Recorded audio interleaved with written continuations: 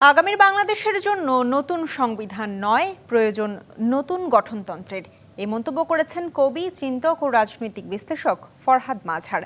জাতীয় প্রেস ক্লাবে এক আলোচনা সভায় তিনি আরও বলেন, ৫ই আগস্টের গণঅভ্যুত্থানও বাংলাদেশকে নতুনভাবে রাষ্ট্র হিসেবে তৈরি করতে পারেনি।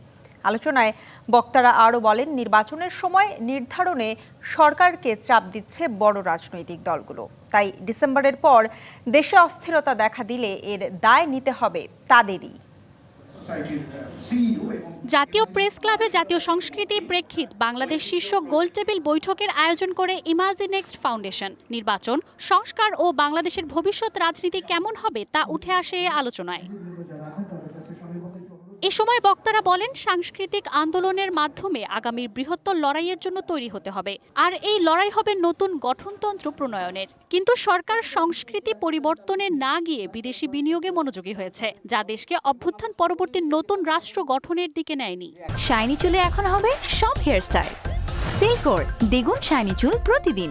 একটা আধুনিক, গণতান্ত্রিক, অন্তর্ভুক্তিমূলক একটা সমাজ গড়তে চাই, ভবিষ্যৎমুখী।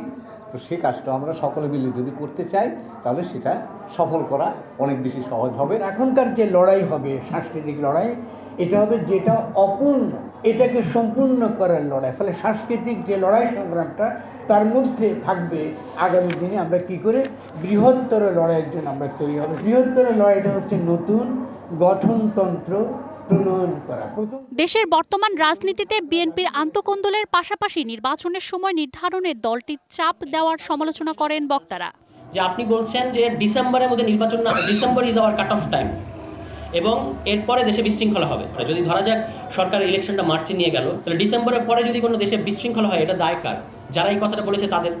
সংস্কৃতির বিকাশে দেশের রাজনৈতিক দলগুলোকে এগিয়ে আসা প্রয়োজন বলেও মন্তব্য করেন আলোচনায় উপস্থিত বক্তারা। একটা সাংস্কৃতিক কাঠামো তৈরি করা দরকার।